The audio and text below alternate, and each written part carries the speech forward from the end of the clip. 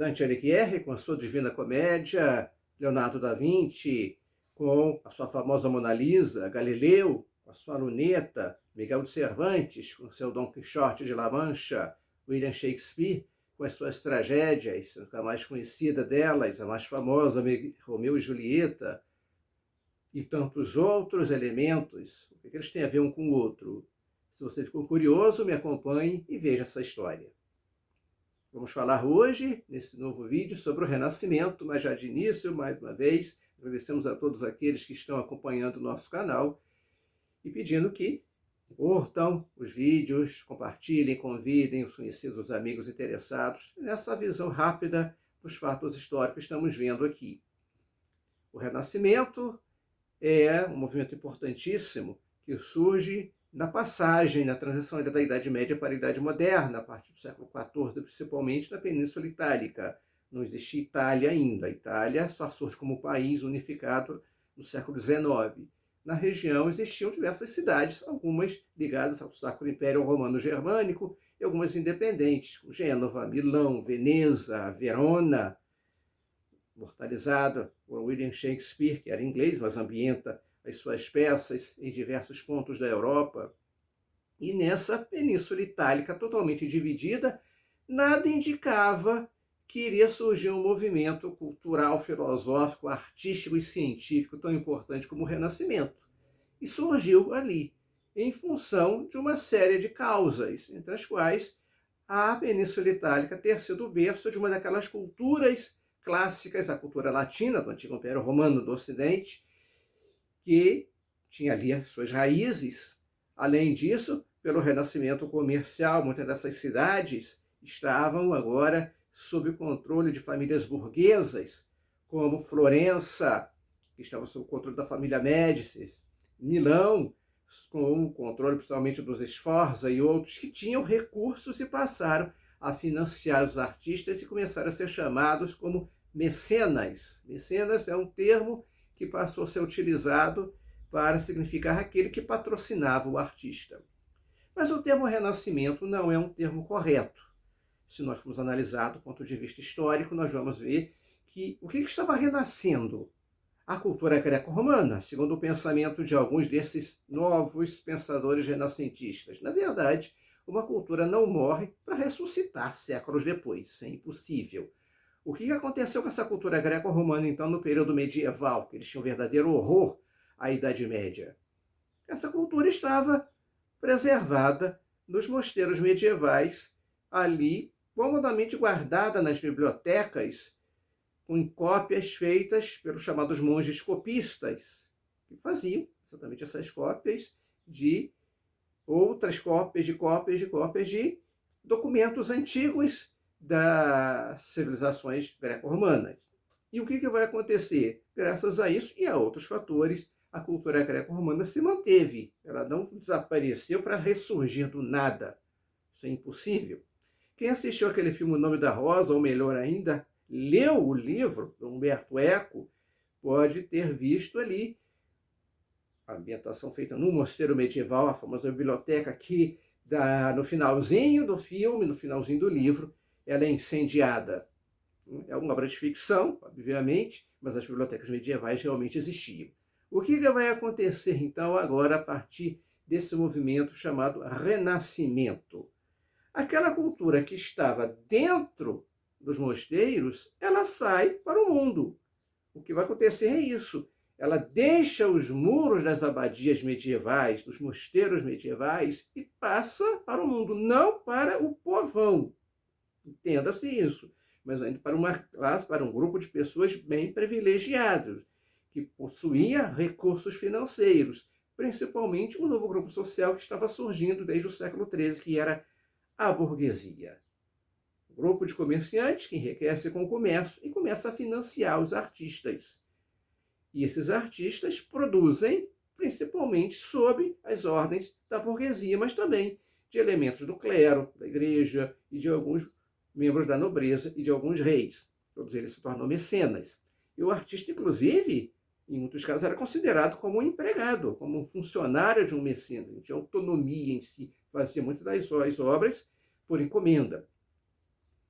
O Renascimento começa na Península Itálica em razão, principalmente, desse fato de ser ali o berço de uma dessas duas culturas clássicas, greco-romana, ali a cultura romana, latina, a cultura grega começa a chegar ali principalmente a partir do momento que alguns sábios bizantinos do Império Romano do Oriente, na antiga Constantinopla, tentando se livrar daquelas invasões que estão se tornando cada vez mais frequentes de grupos que vinham da Ásia, os turcos que vinham finalmente em 1453 invadir Constantinopla.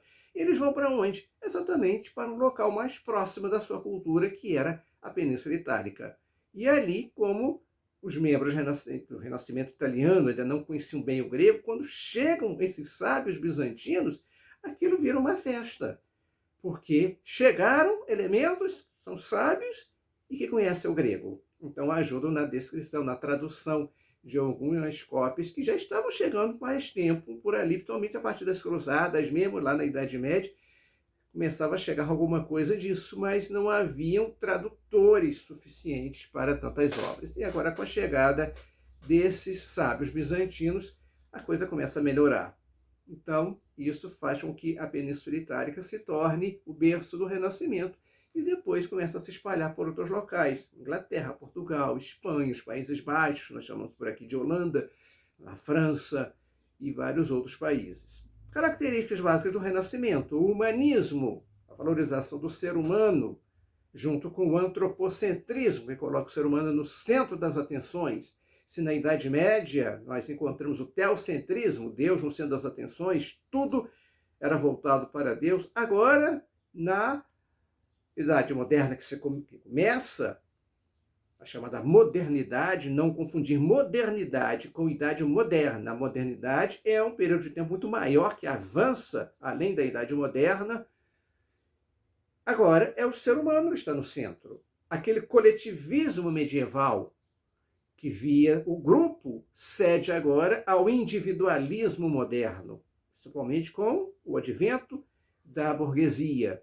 Agora, o que importa é o indivíduo. Daí o antropocentrismo, o ser humano está no centro das atenções. É ele e não Deus mais a preocupação dos grandes artistas, dos grandes pensadores, dos grandes filósofos que vão surgir, que têm um desprezo muito grande com toda a produção medieval, vista por eles como coisa de bárbaros. Principalmente as catedrais góticas, chamadas assim porque eram consideradas como uma obra que veio da cultura dos godos, um grupo de bárbaros. Então, eles desprezavam aquela cultura produzida na Idade Média e eles achavam que aquilo era tudo atrasado.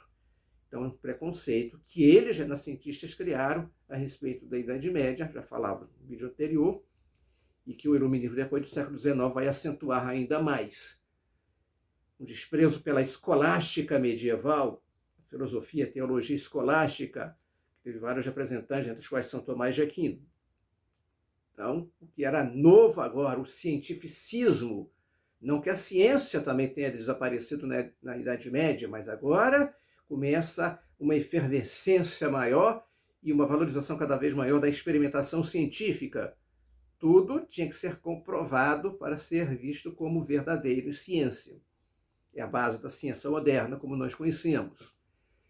Então, o Renascimento ele tem as suas raízes ainda na Idade Média, século XIV, principalmente pelas obras de alguns que eram chamados de pré-renascentistas, Dante Alighieri, que escreveu a Divina Comédia, Francesco Petrarca, autor da chamado África, e ele é considerado o príncipe dos humanistas, aqueles que consideravam o homem o centro de todas as atenções. Giovanni Boccaccio escreveu Decameron, um conjunto de novelas psicológicas, não uma novela como nós vemos hoje, talvez na televisão, mas um gênero literário, que ele reuniu ali, que teria sido contado por um grupo de jovens, essas novelas, que refugiando-se num castelo, fugindo da peste negra, daquele surto de peste bubônica que assolou a Europa durante o período, com falta do que fazer, começaram a contar histórias. E um deles, pouco conhecido entre nós, que foi Giotto, que era pintor, Quem visita a cidade de Assis, na Itália, vai visitar a Basílica de São Francisco e lá pode ver as pinturas que Giotto realizou nas paredes dessa basílica. São afrescos, não são pinturas feitas numa tela como nós conhecemos diretamente da parede, isso é chamado de afresco. E Giotto tem uma característica interessante que bem representa o humanismo. O ser humano é retratado nas suas pinturas um tamanho assim, maior que os animais, maior que as árvores, quase o tamanho das montanhas, porque para ele o mais importante é o ser humano. O ser humano que está ali é mais importante que a natureza. E ele representou isso na sua obra, nas suas pinturas. Tendo começado na Península Itálica, temos vários representantes do humanismo, do Renascimento, aliás, que são muito conhecidos. Leonardo da Vinci, que é aquele que vai reunir em si tudo o que os renascentistas achavam que um grande pensador deveria ser. Leonardo da Vinci foi físico, matemático, filósofo, cientista e biólogo, uma série de coisas. E ele deixou muitas obras em vários campos do saber humano, que inclusive nós tivemos um tempo atrás um programa numa dessas TVs pagas, mostrando lá que vários dos projetos que Leonardo da Vinci fez, que não chegou a construir, como do paraquedas, por exemplo, funcionariam. Ele não chegou a construir porque não tinha nem como se jogar de paraquedas. Na época não existia um avião só século XX. Mas ele deixou o projeto e foi feito um modelo de acordo com o projeto que ele deixou do paraquedas e ele realmente funcionou. A pessoa que pulou de paraquedas, obviamente, trazia um paraquedas normal, né, moderno, convencional, por via das dúvidas que ele teve que acionar depois. Mas usou o mesmo material, o mesmo projeto, só reduziu um pouquinho as dimensões daquilo que o Leonardo da Vinci fez, que é mais conhecido pela pintura mais famosa do mundo, que é a Mona Lisa, também chamada de La Gioconda, que encontra-se hoje no Museu do Louvre. Quem visitar o Museu do Louvre vai poder ver numa sala especial, ela está sozinha, é uma pintura até que a gente fica, de uma certa forma, decepcionado. É um quadro muito pequeno, que fica sozinho no Museu do Louvre, mas é a pintura mais famosa de todos os tempos, com uma série de estudos sobre o famoso sorriso da Mona Lisa. Já escutamos vários tipos de interpretação a respeito disso. Eu vou deixar aqui na descrição um link também a respeito disso, se alguém tiver curiosidade de conhecer várias interpretações a respeito da pintura famosa de Leonardo da Vinci, que fez outras coisas também, como a famosa pintura que é um afresco também. Tem gente que pensa que é um quadro da Última Ceia, num convento em Milão, uma parede, e que há uma verdadeira guerra para tentar se manter essa pintura, porque há uma infiltração na parede, mas ela continua lá até os dias de hoje. Além dele, Galilei, que não inventou a luneta, ele aperfeiçoou um invento que já existia. E Galileu ficou famoso para aquela querela com a igreja, que na verdade não é bem daquela forma, não foi ameaçado de tortura, porque a própria orientação da Inquisição da época proibia que pessoas da idade dele fossem torturadas. Isso tudo foi criado depois no Iluminismo, numa tentativa de engrandecer a figura de Galileu e diminuir, né, fazer pouco caso da figura da igreja, porque vários iluministas, que eu vou falar mais adiante, esses iluministas eram anticlericais, mas não vem ao caso agora. Michelangelo, também famoso pelas suas pinturas na Capela Sistina em Roma, onde se processa a eleição dos papas até os dias de hoje, sendo que a mais famosa, no fundo da Capela Sistina, a famosa pintura do Juízo Final, em que Cristo é retratado na forma mais humanizada, daí o humanismo. O Cristo humano como juiz da humanidade implacável, ali representado, e várias outras pinturas que ele deixou. Não temos nem como falar de todas aqui. O Renascimento se expande por outros países da Europa. Chega à Inglaterra, o mais famoso representante foi exatamente William Shakespeare, teatrólogo, autor de várias peças de teatro, o famoso, citado Romeu e Julieta, mas também Hamlet, Macbeth, Rei Lear e vários outros. Mas além de William Shakespeare, nós tivemos William Harvey, médico inglês que descobriu a grande circulação do sangue pelo corpo humano. Chega também na Espanha com a sua figura mais importante, que foi Miguel de Cervantes, autor de Dom Quixote de La Mancha, um romance de cavalaria que ele fez de forma satírica, exatamente para criticar a cavalaria medieval. Mas na Espanha também existiu Miguel de Cervé. Miguel de Cervé, um médico, descobriu, como William Harvey na Inglaterra, ele por sua vez descobriu a pequena circulação do sangue. Chega em Portugal com a figura muito conhecida de Luís Vaz de Camões, autor de Os Lusíadas, cantando a epopeia, a aventura de Vasco da Gama na descoberta do caminho marítimo para as Índias.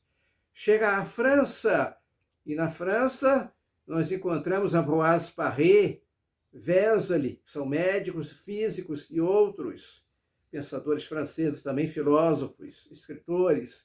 Chega nos Países Baixos, que nós chamamos por aqui de Holanda, e então ele se espalha por diversas partes. E nós temos, interessante, na Polônia. A Polônia é pouco falada, mas a Polônia com a figura de Nicolau Copérnico, bem antes de Galileu. Copérnico, ele lança as bases ali da ideia do heliocentrismo, o Sol no centro do sistema e a Terra circulando com os demais planetas ao redor do Sol, que Galileu depois vai retomar isso, mas Galileu ele não conseguiu provar a sua teoria de que a Terra se movia, porque na verdade ele tentou provar que a Terra se mexia através de um argumento que não era verdadeiro, que era a questão das marés, sabe-se que as marés são provocadas a partir das mudanças da fase da Lua. E ele quis provar através de um argumento que não era verdadeiro. Foi esse um dos grandes problemas existentes com Galileu, além de alguns outros, que nós podemos deixar também aqui na descrição alguns links que falam a respeito dessa grande questão envolvendo Galileu Galilei. Só que Copérnico criou um sistema heliocêntrico em que as órbitas dos planetas eram circulares e não são. Nós tivemos depois um outro astrônomo, que foi Johannes Kepler, que vai corrigir este detalhe e descrever que as órbitas dos planetas são elípticas. Falaremos de muitos outros pensadores renascentistas aqui, mas não há tempo suficiente, isso é apenas uma visão geral a respeito do que foi o Renascimento. Então, se vocês gostaram dessa visão geral a respeito desse movimento tão importante que lança as bases da ciência moderna, deixe a sua curtida aqui embaixo, compartilhe esse vídeo, convidem os amigos para acompanhar o nosso canal, continuem conosco, continuamos vendo essa história. Até o próximo vídeo.